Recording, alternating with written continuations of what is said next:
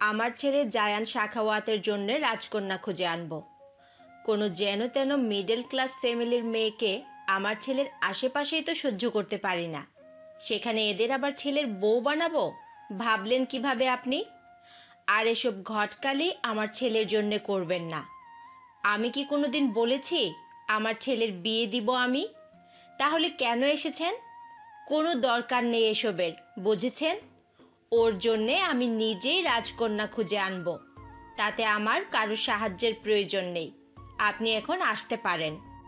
Mrs Suhana সাখাওয়াতের কথায় ঘটক নিয়াজউদ্দিন অপমানিত বোধ করলেন। এই বাড়ির ছেলের জন্য 2-4টে সম্বন্ধ নিয়ে এসেছিলেন তিনি। বড়লোক মানুষ, যদি এই বাড়ির ছেলেটার বিয়ে পাকাপোক্তভাবে করতে পারে তাহলে বড় অঙ্কের একটা সম্মানই পাবেন, সেই আশাতেই এসেছিলেন। কিন্তু তাকে যেভাবে অপমানিত হতে হবে ভাবেননি তিনি। মুখ শুকনো করে তিনি উঠে দাঁড়ালেন, তারপর বেরিয়ে গেলেন বাড়ি হতে। যেতে যেতে মনে মনে বলে গেলেন, অহংকার পতনের মূল। একদিন আপনি এমনভাবে মুখ থুবড়ে পড়বেন যে উঠে দাঁড়াতে পর্যন্ত পারবেন না। নিয়াজউদ্দিন চলে গেলেন। তাকে যেতে দেখে মিসেস সুহানা সাখাওয়াত চেঁচিয়ে ডেকে উঠলেন, রিনি, এই রিনি, জলদি এদিকে আয়। রিনি নামের মেয়ে মিসেস সুহানা সাখাওয়াতের হুঙ্কারে ছুটে চলে এলো, কারণ 1 মিনিট দেরি হলে যে তারই বিপদ। রিনি আসতেই মিসেস সুহানা সাখাওয়াত বললেন, this sofa should be cleaned right now. যত সব ফকিন্নির বাচ্চারা আমার বাড়িটায় এসে নোংরা করে যায়। মিসেস সুহানা সাখাওয়াত চলে গেলেন আর রিনি তার মতো কাজ করতে লাগলেন। এদিকে রান্নাঘর থেকে মিসেস মিলি সাখাওয়াত এইসব দেখে দীর্ঘশ্বাস ফেললেন। মিসেস সুহানা সাখাওয়াত হলেন ওনার বড় যা, এই বাড়ির প্রধান কর্তা, নিহান সাখাওয়াতের স্ত্রী। আর মিসেস মিলি সাখাওয়াত হলেন নিহান সাখাওয়াতের ছোট ভাই মিহান সাখাওয়াতের স্ত্রী। মিসেস মিলি সাখাওয়াত বিড়বিড় করে বললেন, আপার কেন যেন যে এত অহংকার, মানুষকে যে তিনি এত ছোট করে দেখেন। কবে যে এমন দিন আসবে যেদিন হবে তার অহংকারের পতন। মিসেস মিলি সাখাওয়াত হতাশ নিঃশ্বাস ফেলে রান্নায় মনোযোগ দিলেন। ভাইয়া, আর কত?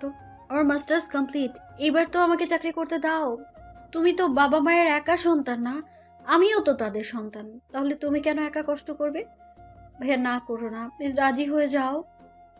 আরবি করুণ গলায় কথাগুলো বলে উঠল। বোনের কথা শুনে ফাহিম দীর্ঘশ্বাস ফেলল। একমাত্র আদরের বোন তার, বোনের কষ্ট একদম সহ্য করতে পারে না ফাহিম। তাই তো চাইছে নিজে একা কষ্ট করতে, যাতে তার বোন বিন্দু পরিমাণ কষ্ট না পায়। কিন্তু তার বোনটা যে কি নাছোড়বান্দা তা বলে বোঝানো যাবে না। 6 মাস হলো তারা রাজশাহী থেকে ঢাকা এসেছে। তার কারণও আছে বটে। তাদের বাবা জাহিদ মৃধা। 3 বছর খানিক হলো তিনি ব্রেন স্ট্রোক করেছিলেন, যার ফলে তিনি ঠিকভাবে হাঁটতে চলতে পারেন না, তবে আবার একেবারে অচল না। কিন্তু ভিতরে ভিতরে তার অনেক রোগের বসবাস, যেমন ডায়াবেটিস, পিত্তনালীতে পাথর। এইসব রোগের কারণে জিহাদ সাহেব প্রায়শই অসুস্থ থাকেন। রাজশাহীতে তিনি চিকিৎসারত ছিলেন, তবে সেখানে চিকিৎসকরা ওনাকে ঢাকায় ভালো হসপিটালে ডক্টর দেখানো সাজেস্ট করেছিলেন। শুধু আরবির পড়ালেখার কারণে আসতে পারছিলেন না তারা। যখন আরবির মাস্টার্সের ফাইনাল এক্সাম শেষ হয় তার 2 দিন পরে ওরা ঢাকা শিফট হয়ে যায়, কারণ জিয়াদ সাহেবের চিকিৎসার প্রয়োজন খুব করে। ঢাকায় এসে ফাহিম ওর এক বন্ধুর সাথে যোগাযোগ করে। তার বন্ধু আর 2-1 জন মিলে একটা কোচিং সেন্টার চালায়। ফাহিমের বন্ধু ফাহিমকে সেই কোচিং সেন্টারে চাকরি দেয়। মোটামুটি ভালোই ইনকাম করে ফাহিম, কিন্তু এই ইনকামে যে টানাটানি হয়ে যায় ওদের সংসারে, কারণ অর্ধেকের বেশি টাকা জিহাদ সাহেবের চিকিৎসাতেই খরচ হয়ে যায়। ঠিক এই কারণেই আরবি জোর করছে যাতে ওর ভাই ওকে একটা চাকরি করতে দেয়। এমনিতে ফাহিম মানা করতো না, দিত চাকরি করতে আরবিকে, কিন্তু ঢাকা আসার 2 মাসের মাথায় একটা ঘটনা ঘটে যায়। ওদের পাশের বিল্ডিংয়ে এক ফ্যামিলি থাকে, তাদের মেয়েও নাকি চাকরি করত। পরে একদিন নাকি সেই অফিসের বস ওনার মেয়েকে রেপ করার চেষ্টা করেছিল, এমনটা জানতে পারে ওরা। ভাগ্যের জোরে একটুর জন্য বেঁচে গিয়েছিল মেয়েটা। এই ঘটনা জানার পর থেকে ফাহিমের মনে ভয় ঢুকে গিয়েছে। হাজার হোক বড় ভাই সে, নিজের কলিজার টুকরো বোনের গায়ে সামান্য একটা শুয়ের আচরও সহ্য করতে পারে না। কিন্তু আরবি যেন আজ কোমর বেঁধে নেমেছে, যে করেই হোক ফাহিমকে আজ রাজি করিয়েই ছাড়বে। আরবি ফাহিমের হাত দুটোকে নিজের হাতের মাঝে চেপে ধরল, শান্ত কণ্ঠে বলে ওঠে, ভাইয়া, ভয় পেও না, কিচ্ছু হবে না আমার। আমাকে চাকরিটা করতে দাও ভাইয়া। আমি ওই কোম্পানিতেই ইন্টারভিউ দেব, যে কোম্পানিগুলোতে তুমি ইন্টারভিউ দিতে বলবে। তুমি কোম্পানিগুলোর ব্যাকগ্রাউন্ড ভালোভাবে চেক করে নিও প্লিজ ভাইয়া। ফাহিম আরবির হাতের থেকে নিজের একটা হাত ছাড়িয়ে নিল, তারপর আরবির মাথায় আদুরেভাবে হাত বুলিয়ে দিতে দিতে বলে, আরও তোকে আমি কখনই মানা করিনি কোনো কাজে। সবসময় বলেছি তোর যেটা মন চায় তাই করবে, নিজের মতের বিরুদ্ধে গিয়ে কিছু করবি না। সেখানে তোর চাকরি করার শখ অনেক আগে থেকেই। তোর স্বপ্ন এটা। তোর স্বপ্ন পূরণে আমি বাধা হয়ে দাঁড়িয়ে থাকতে পারবো না যে। তবে কি জানিস, আমি ভাই তো, বোনের কিছু হয়ে যাবে এই ভয়টাই সব সময় আমাকে আষ্টে পিষ্টে জড়িয়ে রাখে। এই জন্যই রাজি হচ্ছিলাম না। তবে আর না, আল্লাহ ভরসা, কিচ্ছু হবে না তোর। আমার শরীরের শেষ বিন্দু রক্ত দিয়ে হলো তোকে আমি রক্ষা করব। আমি নয়নের সাথে কথা বলবো রাতে। ভালো কিছু কোম্পানি সিলেক্ট করে তোকে লিস্ট দিচ্ছে, সেখানে সিভি জমা দিয়ে দিস। ফাহিমের কথা শুনে আরাবি প্রাপ্তির একটা হাসি দিল, তারপর ঝটপট করে ফাহিমকে জড়িয়ে ধরল। উচ্ছ্বসিত কণ্ঠে বলে উঠল, থ্যাংক ইউ ভাইয়া, অনেক অনেক অনেক thank you. Love you. I love you too. এদিকে নিজের রুমের আড়ালে থেকে ভাই বোনের এই মিষ্টি মধুর মুহূর্তটা দেখে চোখের কোণে জমা অশ্রু মুছে নিলেন জিহাদ সাহেব আর লিপি বেগম। জিহাদ সাহেব ধরা গলায় বলেন, ছেলে মেয়ে দুটো কবে যে এত বড় হয়ে গেল বুঝতেই পারলাম না।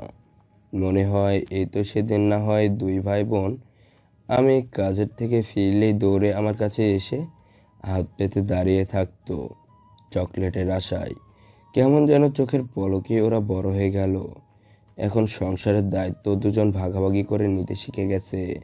লিপি বেগম স্বামীর কাঁধে মাথা রাখলেন, অশ্রুসিক্ত চোখে সন্তানদের দিকে তাকিয়ে বললেন, আমাদের জীবন সার্থক হয়ে গিয়েছে ছেলে মেয়ে দুটোকে মানুষের মতো মানুষ করতে পেরে। এখন শুধু আরাবিটাকে একটা ভালো ঘরে বিয়ে দিতে পারলেই হলো। মেয়েটা আমার সহজ সরল, ওর জন্য এমন একটা ছেলেকে যেন খুঁজে পাই যে ছেলে আমার মেয়েটাকে সব বিপদ আপদ থেকে রক্ষা করবে, যেমনটা তুমি করেছো আমায়। সবসময় বিপদ থেকে আগলে রেখেছো আমাকে আর আমার সন্তানদের। জিহাদ সাহেব মৃদু হেসে স্ত্রীকে এক পাশ হতে জড়িয়ে ধরে বলেন, চিন্তা করো না, আমার মেয়ের ভবিষ্যৎ সুন্দরী হবে ইনশাআল্লাহ। আল্লাহ তাআলা যা করেন আমাদের সবার ভালোর জন্যই করেন। জিহাদ মৃধা, তার স্ত্রী মিসেস লিপি মৃধা, তাদের এক ছেলে আর এক মেয়ে, ফাহিম আর আরাবি, এই চারজন নিয়ে তাদের সুখী পরিবার। ছোট্ট এই সংসারে হয়তো অনেক বাধা বিপত্তিতে তারা পড়েন, কিন্তু তাদের মাঝে সুখের কোনো কমতি নেই। দিনকাল তারা বেশ আনন্দের সাথে পার করেন সুখী পরিবার। কফি হাতে বারান্দায় দাঁড়িয়ে আছে আরাবি, মনটা আজ ভীষণ ভালো তার। অবশেষে ফাহিমকে চাকরি করতে দেওয়ার জন্য রাজি হয়েছে। এইবারও যদি একটা চাকরি পায় তাহলে এই সংসারের অর্ধেক দায়িত্ব নিজের কাঁধে নিবে। ঠোঁটের কোণে মিষ্টি হাসি টেনে আকাশপানে তাকালো আরাবি। আজ আকাশেরও বুঝি তার মতো মনটা অনেক ভালো। তাই তো, কি সুন্দর দেখাচ্ছে আকাশটা। অসংখ্য তারা উঠেছে আকাশের সাথে, মস্ত বড় একটা চাঁদ। কি সুন্দর লাগছে দেখতে। মৃদুমন্দ বাতাস বইছে, সেই বাতাসের সাথে কি যেন একটা নাম না জানা ফুলের সুরভি ভেসে আসছে। আরাবি চোখ বন্ধ করে নিঃশ্বাস টেনে নিল। আহ, কি সুন্দর ঘ্রাণ। ফুল আরাবির বরাবরই অনেক প্রিয়, বেশি ভালো লাগেও শুভ্র রঙের ফুলগুলো। আর এইগুলোর মধ্যে সবচেয়ে বেশি প্রিয় তার কাঠগোলাপ। কাঠগোলাপ ফুলগুলো দেখতে কি সুন্দর, স্নিগ্ধ লাগে। কেমন যেন এই ফুলটার সাথে আলাদা একটা টান অনুভব করে আরাবি। মনে হয় এই ফুলগুলোর অনেক আপন কিছু প্রিয়। রাজশাহী থাকতে ওদের বাড়িতে একটা বিশাল বড় কাঠগোলাপ ফুল গাছ ছিল। কি সুন্দর থোকায় থোকায় ফুল ফুটে থাকতো, আর আরাবিতা মুগ্ধ নয়নে দেখত। গোলগাল মুখশ্রী, সাদাসিধে ডাগর ডাগর আখি জোড়ায় যেন মেয়েটা রাজ্যের মায়া নিয়ে ঘুরে। নাকের ওই নাকফুলটা যেন জলজল করে মেয়েটার সৌন্দর্য বাড়িয়ে দেয় দ্বিগুণ। গোলাপের পাপড়ির ন্যায় ওই কোমল ওষ্ঠজোড়ায় যখন হাসির ঢেউ খেলে যায়, সাথে হাওয়ার তালে তালে কালো কুচকুচে কেশরাশিগুলো দুলে ওঠে, তখন যেন আস্ত একটা আদুরে রাজকন্যা লাগে মেয়েটাকে। কিন্তু এই সৌন্দর্য যদি কোনো পুরুষ মনের নজর দিয়ে দেখতো তবে নিশ্চিত প্রেমে পড়ে হাবুডুবু খেতে এক একজন। কিন্তু মানুষ তো সাদা চামড়ার পূজারী। শ্যামাঙ্গিনী আরাবির সৌন্দর্য তারা বুঝবে কিভাবে? মেয়েটা যেন নিজেই আস্ত এক স্নিগ্ধ কাঠগোলাপ। আর এই স্নিগ্ধ কাঠগোলাপের স্নিগ্ধতা বুঝতে পারবে এমন কি কেউ আছে এই জগতে? কেউ কি আছে যে শ্যামাঙ্গিনী আরাবিকে ভালোবেসে নিজের মনের কুঠুরির মালিকানা দিয়ে দিবে? আছে কি? সকালবেলা নাস্তা করার জন্য আরাবি, ফাহিম, জিহাদ সাহেব আর লিপি বেগম একসাথে বসেছেন। জিহাদ সাহেব খাওয়া শেষ হতেই আরাবি তার মেডিসিনগুলো এগিয়ে দিয়ে বলে, মেডিসিনগুলো খেয়ে নিও আব্বু। মাত্রই তো খাবার খেয়ে উঠলাম আম্মা, একটু পরে খাই। আরাবি শাসন করার মতো করে বলে, তুমি সব সময় এমন করো আব্বু, এত বাহানা কেন করো? চুপচাপ খেয়ে নাও না, কোনো কথা শুনবো না আমি। জিহাদ সাহেব মুখ লটকিয়ে মেডিসিনগুলো খেয়ে নিলেন। তবে তা শুধু অভিনয়, তিনি প্রতিদিনই এমন করেন। আরাবি তাকে একটু শাসন করে, যেটা তার ভীষণ ভালো লাগে। মনে হয় এই তো তার মা তাকে দুষ্টুমি করার জন্য বকা দিচ্ছে। ফাহিমের খাওয়া শেষ, এখন সে বেরোবে। আজ কোচিংয়ে টেস্ট নেবে কিছু শিক্ষার্থীদের, তাই এত তাড়াহুড়ো করছে। খাওয়া শেষে হাত মুছতে মুছতে ফাহিম আরাবিকে ডেকে উঠল। আরও আরাবি পানি পান করছিল। ভাইয়ের ডাকে গ্লাসটা টেবিলে রেখে জবাব দিল, হ্যাঁ ভাইয়া। আমি গতকাল নয়নের সাথে কথা বলেছি। ও আমাকে কয়েকটা কোম্পানি সাজেস্ট করেছে, তবে সবথেকে ভালো নাকি সাকওয়াত ইন্ডাস্ট্রি। সেখানে ওর এক কাজিন জব করে। কাজের দিক দিয়ে একটু স্ট্রিক্ট, তবে কোম্পানির মালিক নাকি মেয়েদের সম্মানের দিক দিয়ে বিশেষ খেয়াল রাখেন। তোকে ওখানে ট্রাই করতে বলেছে ও বেশি জোর দিয়ে। যদি চাকরিটা হয়ে যায় ওখানে, নয়ন বলেছে ওর কাজিনকে বলে দেবে তোর খেয়াল রাখার জন্য। কি বলিস তুই? আমি সবগুলোতেই ট্রাই করব, দেখি কোনটা চাকরিটা পাই। যদি সাখাওয়াত ইন্ডাস্ট্রিতে চাকরি হয়ে যায় তবে তো কোনো কথাই নেই। যাক, তাহলে সিভি রেডি রাখিস। আগামীকালই আমরা কোম্পানিগুলোতে চাকরির অ্যাপ্লাই করতে যাব। আচ্ছা। বোনের সাথে আরেকটু টুকটাক কথা বলে কাজের জন্য বেরিয়ে গেল ফাহিম। তার মাথায় নানান চিন্তা ঘুরপাক খাচ্ছে। কোচিংয়ে যাই পায় তাই দিয়ে আর হচ্ছে না ওদের। নিজের ছোট বোনটা কষ্ট করে কাজ করবে এটা ভাবলেই কষ্ট লাগবে। তবে এটা ওর স্বপ্ন, তাই তার পূরণ তো অবশ্যই করতে হবে। ও নিজেও চাইছে ভালো একটা জব করার। ইন্টারভিউ দিয়েছে, তবে চাকরি হয়নি। মানে অনেক টাকা ঘুষ চায় কোম্পানিগুলো। তাই ফাহিম সিদ্ধান্ত নিয়েছে এইবার কোনো কলেজ শিক্ষক হিসেবে চাকরি নিবে। ওর বন্ধু নয়নের সাথে কথা বলেছে। ও দুটো কলেজ আছে যেখানেও চাকরি পেতে পারে। এইবার বাকিটা ওপরওয়ালার হাতে, দেখা যাক কি হয়। নানান চিন্তা করতে করতে ফাহিম কোচিং সেন্টারে এসে পৌঁছালো।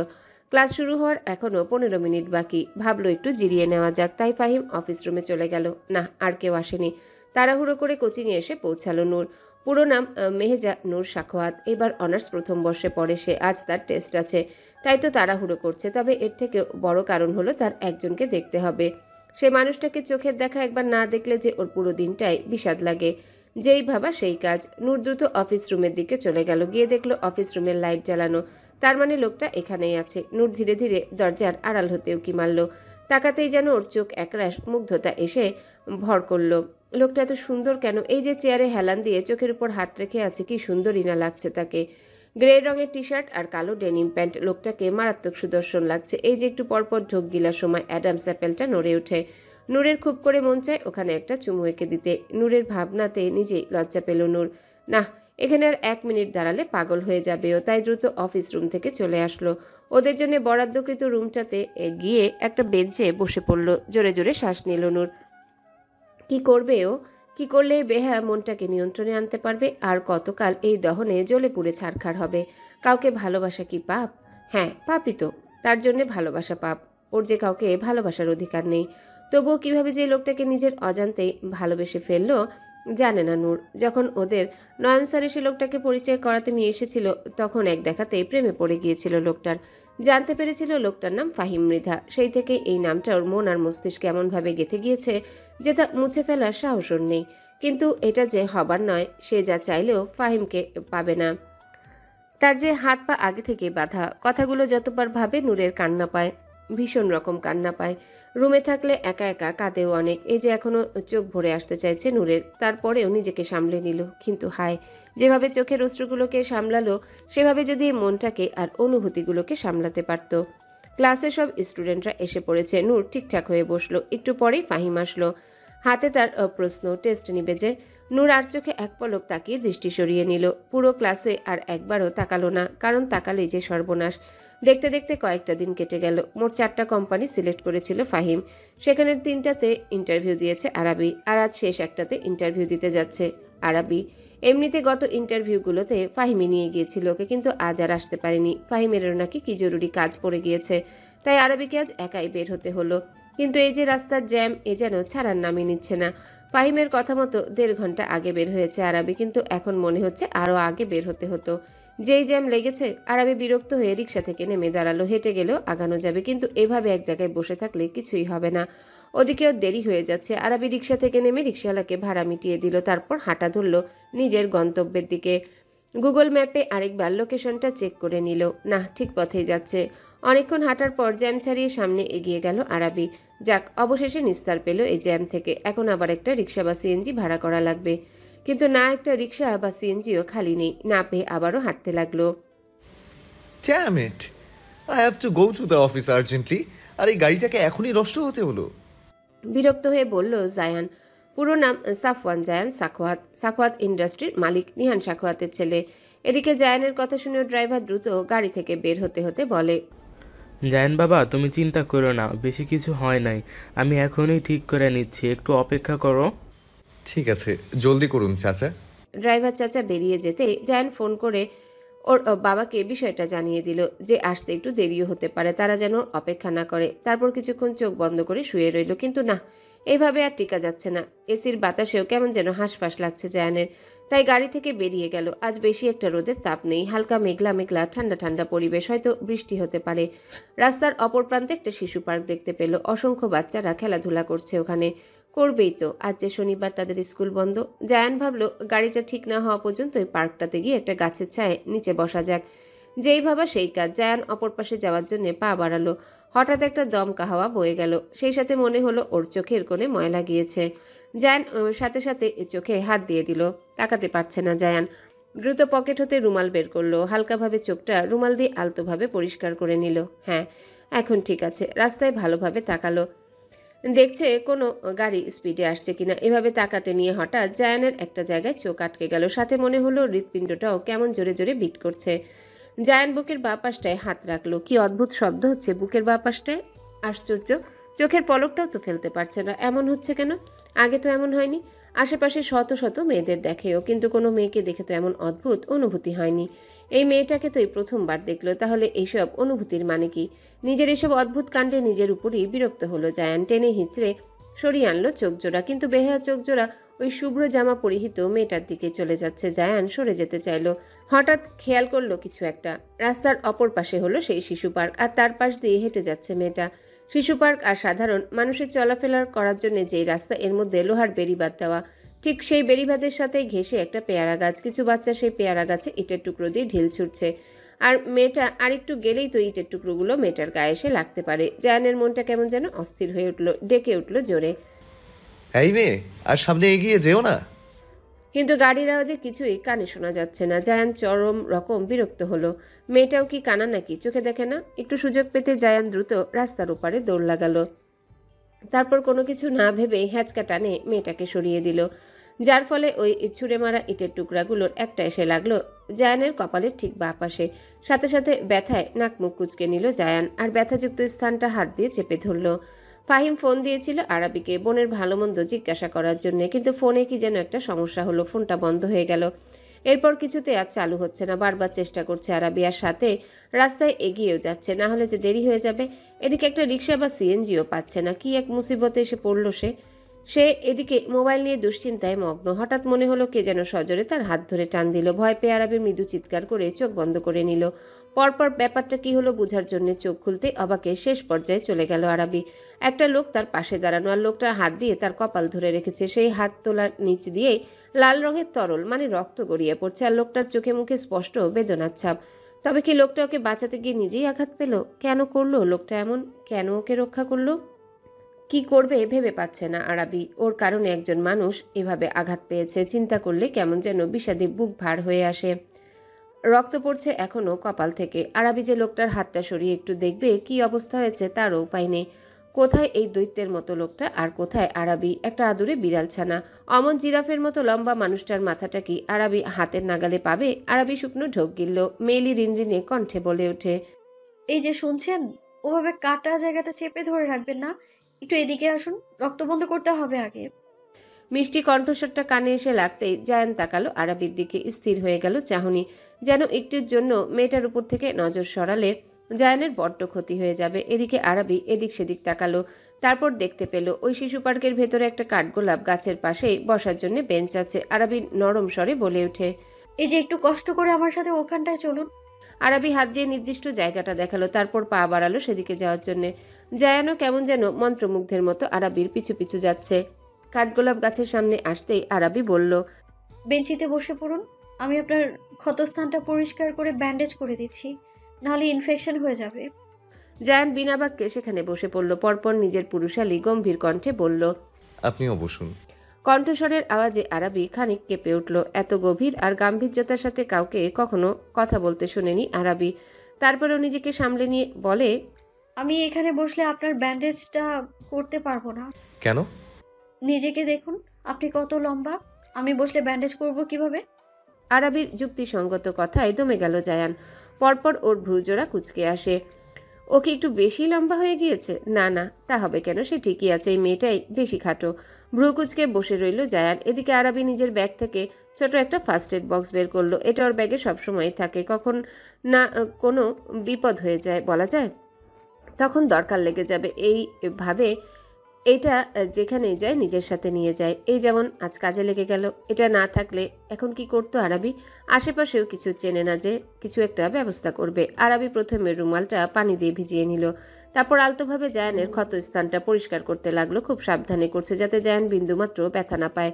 ক্ষতস্থানটার রক্তগুলো পরিষ্কার করা হয়ে গেলে এইবার আরাবি অ্যান্টিসেপটিক সলিউশন বের করলো, তুলোর মাঝে হালকা একটু লাগিয়ে নিল। তারপর জায়ানকে উদ্দেশ্য করে বলে ওঠে, শুনুন, এটা লাগালে একটু জ্বলবে, একটু ব্যথাটা সহ্য করে নিয়েন। হ্যাঁ। জায়ান ভ্রু কুচকালো। আশ্চর্য, এই মেয়ে কি তাকে 5 বছরের বাচ্চা ভাবছে নাকি যে অ্যান্টিসেপটিক সলিউশন লাগালে জ্বলবে আর সে কাঁদবে? এদিকে জায়ানের ভ্রু কুচকানো দেখে থতমত খেয়ে গেল আরাবি। লোকটা এভাবে তাকাচ্ছে কেন? তবে কি লোকটা ওর উপর রাগ করেছে? ওর কারণেই তো লোকটার এই অবস্থা। মনটা খারাপ হয়ে গেল আরাবির। বিষণ্ণ মনে খুব সাবধানে জায়ানের ক্ষতস্থানটা পরিষ্কার করতে লাগলো। আবার জলে কিনা এটা ভেবে মাঝে মাঝে ফু দিয়ে দিচ্ছে। এমন সময় দমকা হাওয়া বয়ে গেল। কাঠগোলাপ গাছটার থেকে ঝরে পড়লো বেশ কয়েকটা কাঠগোলাপ। বাতাসের কারণে আরাবির মাথার ওড়না দিয়ে ঘোমটা দেওয়া ছিল, তা মাথা থেকে পড়ে গেল। আরাবির ছোট চুলগুলো ছোটাছুটি করতে লাগলো, আর ঝরে পড়া কাঠগোলাপ ফুলগুলোর মাঝে একটা ফুল এসে পড়লো আরাবির চুলের ভাঁজে। আরাবির সেদিকে খেয়াল নেই, সে তো ব্যস্ত জায়ানের সেবা করতে। এদিকে এমন মনোরম একটা দৃশ্য দেখতে পেয়ে জায়ান যেন স্থির হয়ে গিয়েছে, থমকে গিয়েছে। ওর দৃষ্টি মেয়েটাকে অদ্ভুত সুন্দর লাগছে, যেন ফুলের মাঝে একটা ফুল। কি আশ্চর্য, এমন অদ্ভুত সব চিন্তা ভাবনা কেন আসছে ওর মাথায়? অদ্ভুত অনুভূতি তো কোনোদিনও হয়নি, তবে জায়ানের কাছে অদ্ভুত অনুভূতি চমৎকার লাগছে, ভালো লাগছে। এদিকে আরাবি খুব সুন্দরভাবে জায়ানের ক্ষতস্থানটা ব্যান্ডেজ করে দিল, তারপর বলে উঠল, দিন ব্যান্ডেজ করা শেষ। অতটা গভীর হয়নি ক্ষতটা, তবু আমি সাজেস্ট করবো একটা ডক্টর দেখিয়ে নেবেন একবার। আমি শুধু প্রাথমিকভাবে একটু চিকিৎসা দিয়েছি। আরাবির কথায় ধ্যান ভঙ্গ হয় জায়ানের। তাকায় আরাবির দিকে, ভরকে যায় আরাবি। এই লোকটার চোখের মাঝে কি যেন আছে। যতবার আরাবি লোকটার চোখের দিকে তাকাতে চেষ্টা করে, কিন্তু একবারও সক্ষম হয় না। অদ্ভুতভাবে দেহে কাঁপন ধরে যায় ওই চোখের চাহনিতে। আরাবি দ্রুত দৃষ্টি সরিয়ে নিল, নিজেকে সামলে নিয়ে ফের বলে, আপনাকে অনেক অনেক ধন্যবাদ আমাকে এত বড় একটা দুর্ঘটনা থেকে বাঁচানোর জন্য। আমি আপনার এই অবদান কোনোদিনও ভুলবো না। Thank you very much. আরাবির কথায় জায়ান উঠে দাঁড়ালো, গম্ভীর মুখে বলে উঠল, ইটস ওকে, তবে আগে থেকে খেয়াল রাখবেন, চোখটা আল্লাহ আশপাশ দেখার জন্য দিয়েছে, সেটা সঠিক জায়গায় কাজে লাগান। এই বলে জায়ান সামনের দিকে পা বাড়ালো। ড্রাইভার চাচা কল দিচ্ছে, ওর গাড়ি ঠিক হয়ে গিয়েছে। জায়ান আর একবারও তাকালো না, সোজা নিজের গাড়িতে গিয়ে বসলো। এদিকে ড্রাইভার চাচা জায়ানের মাথায় ব্যান্ডেজ দেখে নানান প্রশ্ন করলো। জায়ান কোনো রকমে তাকে শান্ত করলো বিষয়টা বুঝিয়ে। এরপর অফিসের উদ্দেশ্যে রওনা হলো। অফিসে আসতেই সবাই জায়ানকে গুড মর্নিং উইশ করলো, আর বেশি কিছু জিজ্ঞাসা করার সাহস পেল না তারা, কারণ জায়ান বেশি কথা পছন্দ করে না। অফিসে এসে জায়ান সবার আগে নিজের বাবার কেবিনে গেল। নিহান সাহেব তো ছেলের মাথায় ব্যান্ডেজ দেখে অস্থির হয়ে উঠলেন। জায়ান, এটা কি করে হলো? আবার কি কত মারামারি করেছো তুমি? জায়ান বিরক্ত হলো তার বাবার কথায়, বলল, do you think I am still a kid? What's the point of asking this question বাবা? তাহলে মাথায় আঘাত পেলে কিভাবে? গাড়ি নষ্ট হয়ে গিয়েছিল, যেখানে নষ্ট হয়ে গিয়েছিল ওখানে পার্ক ছিল, আর সেখানে বাচ্চারা একটা পেয়ারা গাছে ঢিল ছুঁড়ছিল, যা ভুলবশত আমার মাথায় এসে লেগে যায়। That's it. অল্প একটু কেটেছে, ডোন্ট বি স্যাড। কিন্তু বাবার মন এত সহজে কি মানে? মনে মনে ঠিকই চিন্তা করছেন তিনি। চিন্তিত সুরে তিনি বলেন, আমি তো যেমন তেমন, তোমার মা এই আঘাত দেখলে পাগল হয়ে যাবে। জায়ান টেবিল থেকে একটা ফাইল নিয়ে চেক করছিল। নিহান সাহেবের কথা শুনে উত্তর দেয়, I can handle her, don't worry. একটু থেমে আবারও বলে, ইন্টারভিউ কে নিচ্ছে? ইফতি নিয়ে যাচ্ছে, সাথে ম্যানেজার সুলাইমান আছে। তুমি গিয়ে একবার চেক করো। আফটার অল, এমপ্লয়িটা তোমার জন্য সিলেক্ট করা হবে তোমার পিএ হিসাবে। জায়ান চোখ উল্টিয়ে ফেললো, কণ্ঠে তার স্পষ্ট বিরক্তি। এটা কি কোনো দরকার আছে? আগেও একবার এমন করেছো। দ্যাট ড্যাম গার্ল, এখনো মনে পড়লে রাগে আমার মাথা গরম হয়ে যায়। এইবার কোনো মেয়েকে আমার পিয়ে বানাবে না বাবা। নিহান সাহেব দীর্ঘশ্বাস ফেললেন, বললেন, আপু, যদি কেউ নিজের যোগ্যতায় চাকরিটা পায়, তাকে কিভাবে মানা করা যায়?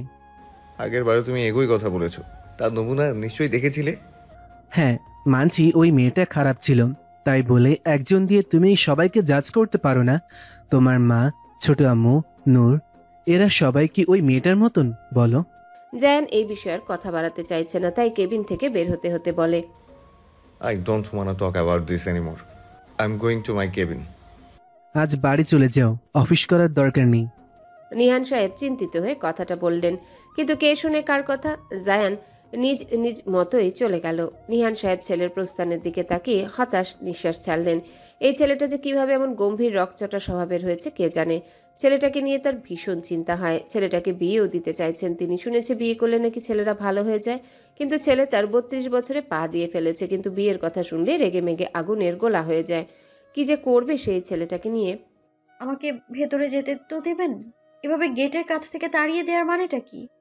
আরাবির কণ্ঠে স্পষ্ট কান্নার আভাস। এই কোম্পানিটাতেই চাকরি নেওয়ার অনেক ইচ্ছা আরাবির।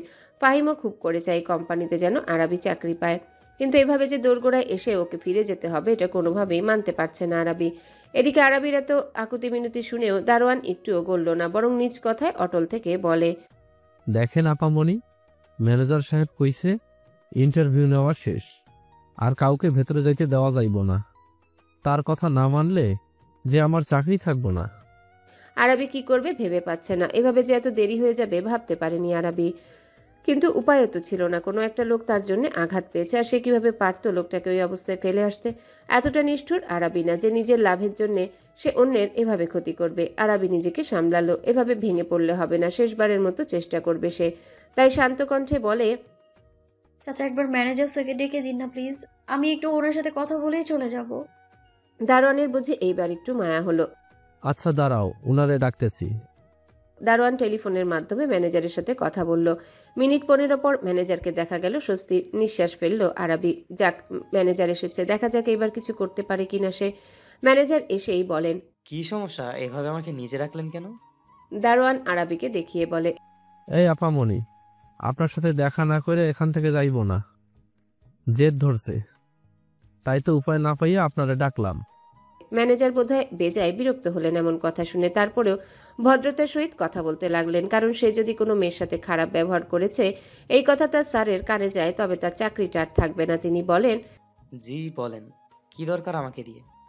আরাবি জিহবা দিয়ে ঠোঁটজোড়া ভিজিয়ে নিল, তারপর বিস্তারিতভাবে বিষয়টা খুলে বলল ম্যানেজারকে। সব শুনে ম্যানেজার বললেন, বুঝলাম বিষয়টা, তবে এখন আমার হাতে আর করার কিছুই নেই। আপনি টাইম মতো পৌঁছাতে পারেননি, এটা আপনার প্রবলেম। এখানে আমরা কি করব বলুন? তাছাড়া ইন্টারভিউ নেওয়াও শেষ। স্যার এতক্ষণে নির্ধারণ করে ফেলেছেন মনে হয় কাকে সিলেক্ট করবেন। আপনি আসতে পারেন। ম্যানেজার আর 1 মিনিটও দাঁড়ালেন না, হনহন করে চলে গেল। এদিকে আরাবি আর সুযোগও পেল না কিছু বলার। মনটা বিষণ্ণতায় ছেয়ে গেল আরাবির। আজকের মতো এত মন খারাপ তার কোনোদিনও হয়নি। কি জবাব দিবে ফাহিমকেও? প্রথমবার ফাহিমকে ছাড়া কোনো কাজে বেরিয়েছে আরাবি, আর সেটাও ঠিকঠাক করতে পারলো না। তাহলে চাকরিটা করবে কিভাবে? ওর মন খারাপটা মনে হয় আকাশটাও অনুভব করলো, তাই তো ঝড়ো হওয়া বইতে শুরু করলো। একটু পরে ঝুমঝুমিয়ে নামলো অজর ধারায় বৃষ্টি, ভিজিয়ে দিল আরাবিকে। আকাশের দিকে তাকালো আরাবি, কিন্তু বৃষ্টির প্রকোপের কারণে ঠিকভাবে তাকাতেও পারছে না। আরাবি মলিন হাসলো, মনে মনে আওড়ালো, আকাশটা আজ রাগ করেছে, কাঁদছে অঝোর ধারায়। মনটা আমার উদাস, তাই কেমনে বলো সরাই? এমন ক্ষণে গৃহ কোণে থাকতে চায় না মন। মেঘলা আকাশ বলতো দেখি, আমিও যদি কাঁদতে থাকি লাগবে তোমার কেমন? কেম আব্দুল্লাহ রিয়াদ। আর কিছু ভাবলো না আরাবি। এখন বাসায় ফিরতে হবে। রিক্সা বা সিএনজির জন্য দাঁড়িয়ে রইল, কিন্তু আজ যেন রিক্সা আর সিএনজিওয়ালারা ওর সাথে শত্রুতাম করছে। কিছুতেও আরাবি একটা রিক্সা বা সিএনজি পাচ্ছে না। হেঁটে হেঁটে ম্যানেজারের সাথে কথা বলছে জায়ান। ওর অনুপস্থিতিতে কি কি হয়েছে তা জেনে নিচ্ছে। ওর উদ্দেশ্য এফতির কাছে যাবে, কারণ ইন্টারভিউটা ওই নিয়েছে। জায়ানদের অফিসের বিল্ডিংয়ের সামনের দেয়ালটা পুরো কাচের, অনায়াসে বাহিরের সবকিছু দেখা যায়। এভাবে জায়ান হাঁটতে হাঁটতে বাহিরের দিকে তাকিয়ে চোখ সরিয়ে নেয়, কিন্তু কিছু একটা দেখতে পেয়ে আবারও থেমে যায় জায়ান। পূর্ণ দৃষ্টিতে সেদিকে তাকায় জায়ান। না, ভুল দেখছেন, এটা সকালে সেই মেয়েটাই। কিন্তু এই মেয়ে এখানে কি করছে আর এমন বৃষ্টির মাঝে দাঁড়িয়ে আছে কেন? পাগল নাকি? যদি ঠান্ডা লেগে যায়, যদি জ্বর আসে, তখন কি হবে? জায়ান ম্যানেজারকে ডেকে উঠল। সুলাইমান সাহেব। ম্যানেজার সোলাইমান দ্রুত জবাব দিলেন, জি স্যার। জায়ান হাতের ইশারায় আরাবিকে দেখালো, তারপর বলল, ওই মেয়েটা আমাদের অফিসের সামনে কি করছে? খবর নিয়ে আসুন তো। ম্যানেজার সোলাইমান মেয়েটাকে দেখে নিল, আরাবিকে চিনতে পেরেই বলে, আরে স্যার, মেয়েটা আমাদের অফিসেই এসেছিল। ইন্টারভিউ দেওয়ার ক্যান্ডিডেটদের মাঝে এই মেয়ের নাম ছিল, কিন্তু ঠিক টাইমে আসতে পারেনি। সব শেষ তখন এসেছে, আমি মানা করে দিয়েছি। সব শুনে কেন যেন জায়ানের প্রচুর রাগ লাগলো। রাগি চোখে তাকালো ম্যানেজার সোলাইমানের দিকে, এমনভাবে তাকালো যেন অনেক বড় কোনো অপরাধ করে ফেলেছে সে। সোলাইমান শুকনো ঢোক গিলল, কাপা গলায় বলতে চাইল, স্যার আমি মিসবিহেভ করিনি তো, ভালোভাবেই বলে। আর বলতে পারল না সে। তার আগে জায়ান তাকে থামিয়ে দিল। Don't say a word. Just shut your mouth. তারপর আবার বাহিরে আরাবির দিকে তাকালো, দেখলো আরাবি একটা সিএনজি দাঁড় করিয়েছে। এরপর সে সিএনজিটায় উঠে বসতে তার চোখের পলকে চলে গেল। জায়ান এইটুকু দৃশ্য দেখে দাঁতে দাঁত চিপে বলল, Manager Sulaiman, I want complete details of that car. That work should be done quickly. Otherwise it will be bad for you. কথাগুলো বলেই রেগে গটগট পায়ে চলে গেল জায়ান, আর ভয়ে সিটিয়ে দাঁড়িয়ে রইল ম্যানেজার সোলাইমান। মুষলধারে বৃষ্টি হচ্ছে, ভিজিয়ে দিচ্ছে প্রকৃতি। ঝড়ো হাওয়ার প্রকোপে গাছপালাগুলো নড়ে চড়ে উঠছে ভয়ঙ্করভাবে। এক কাপ কফি হাতে বারান্দায় দাঁড়িয়ে আরাবি। সে ঝড় বৃষ্টির এই তাণ্ডব লীলা দেখতে ব্যস্ত। হাতের কফি তা সে কখন ঠান্ডা হয়ে গিয়েছে। বৃষ্টির পানি ছিটিয়ে ছিটিয়ে এসে ভিজিয়ে দিয়েছে আরাবিকে অনেকখানি। তবে সেদিকে বেশি ভ্রুক্ষেপ নেই মেয়েটার, কারণ মন খারাপের মেয়ে গেসে জমেছে আরাবির মনে। কোনো কিছুই যে ওর ভালো লাগছে না। কত আশা নিয়ে বেরিয়েছিল বাড়ি থেকে আজ, কিন্তু হলো কি, ওকে ফিরে আসতে হলো খালি হাতে। ইন্টারভিউ তো দিবে দূরের কথা, অফিসেই ঢুকতে দিল না। এখন ফাহিম আসলে কি জবাব দিবে ও? আর বাকি কোম্পানিগুলোতে যদি চাকরি না পায় তাহলে কি হবে? তবে কি সংসারের জন্য কিছুই করতে পারবে না আরাবি? ফাহিমকে কি একাই সংসারের জন্য সব করতে হবে? কিন্তু এটা তো আরাবি কিছুতেই হতে দিতে পারে না। চাকরি না হলে নেই, ও টিউশনই করাবে, দরকার পড়লে ভাইয়াকে বলবে ও যে কোচিং সেন্টারে পড়ায় সেখানে ওকেও স্টুডেন্ট পড়ানোর সুযোগ করে দিতে। তারপরে এইভাবে হাত গুটিয়ে বসে থাকবে না আরাবি। ফাহিমের সাথে সমান তালে এই সংসারের জন্য খাটবেও। আরাবি চিন্তার মাঝে ফাহিমের কণ্ঠস্বর শোনা যায়, সে চিল্লিয়ে সবাইকে ডাকছে। আরাবি স্বাভাবিক হলো, বারান্দা দিয়ে ঠান্ডা কফিটুকু ফেলে দিল। তারপর আয়নায় নিজেকে একবার দেখে নিল। না, তাকে হাসি খুশি থাকতে হবে, কারণ ওর মন খারাপ যে কেউ সহ্য করতে পারবে না। আরাবি বসার ঘরে চলে এলো, গিয়ে দেখে ফাহিম বাবার মাকে রসগোল্লা খাওয়াচ্ছে। বিষয়টা বুঝলো না আরাবি, বলতে চাইলো, ভাইয়া কি হয়েছে? তুমি? আরাবি কথা সম্পূর্ণ করতে পারল না, তার আগে ফাহিম আরাবির মুখে একটা রসগোল্লা ঠুসে দিল। আরাবি চোখ বড় বড় করে ফেলল। ওর ভাই যে এমন একটা কাণ্ড করবে ভাবতে পারেনি আরাবি। এদিকে ফাহিম, জিহাদ সাহেব, লিপি বেগম আরাবিকে দেখে হেসে কুটি কুটি। আরাবি রসগোল্লাটা দ্রুত চিবিয়ে গিলে ফেলল, তারপর বলল, ফাহিম রসগোল্লার হাঁড়িটা টেবিলে রাখলো। হাসি হাসি মুখে এসে একপাশ থেকে আরাবিকে জড়িয়ে ধরে বলে, একটা রসগোল্লা খেলে কিছু হবে না।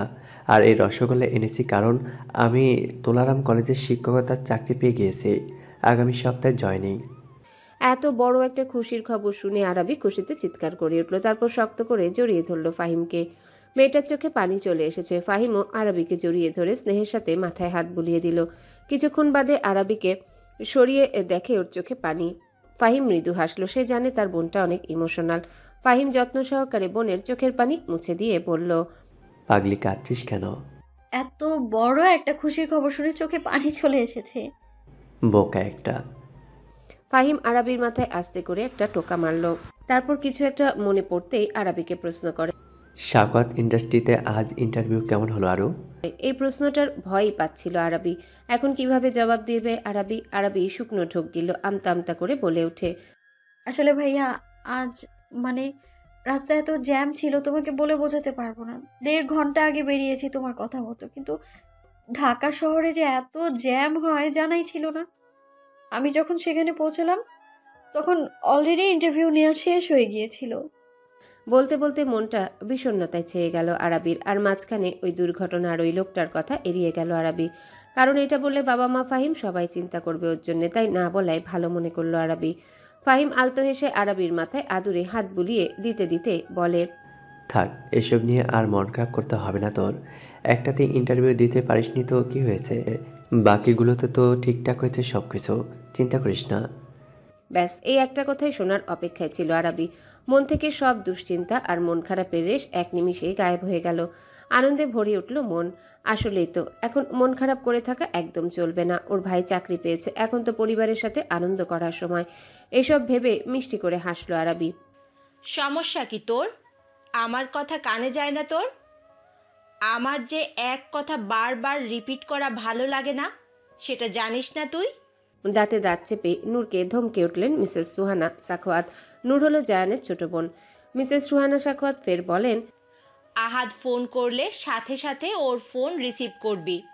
কতবার এই কথা তোকে বলতে হবে আমায়? আহানদের সাথে কথা বলতে ভালো লাগে না আমার আম্মু। নূরের মুখে এই কথা শুনে মিসেস সুহানা সাখোয়াত নূরের মুখটা শক্ত করে চেপে ধরলেন। রাগী গলায় বলে, ভালো লাগে না মানে? কেন ভালো লাগে না? বাহিরে কি কোনো নাগর জুটিয়েছিস নাকি? যদি এসব করে থাকিস আমি আগেই ওয়ার্নিং দিয়ে দিচ্ছি, সব কিছু বাদ দিয়ে দে। আহাদের সাথে তোর বিয়েটা হবে। ভেবেছিলাম তোর অনার্স কমপ্লিট হলে বিয়েটা দিব, কিন্তু তুই যে রং তামাশা শুরু করেছিস। অনার্স ফার্স্ট ইয়ারের ফাইনাল এক্সাম শেষ হলেই তোর আর আহাদের বিয়েটা দিয়ে দিব। নূরকে এক প্রকার বিছানায় ছুঁড়ে মারল মিসেস সুহানা সাখোয়াত। নূর সেভাবে পড়েই কাঁদতে লাগলো। মিসেস সুহানা চলে যেতে গিয়েও থেমে গেলেন। নূরের কাছে এসে ভয়ঙ্কর এক হাসি দিয়ে বলেন, এই কথা জায়ান আর তোর বাবার কানে যেন না যায়, তাহলে ভালো হবে না কিন্তু নূর।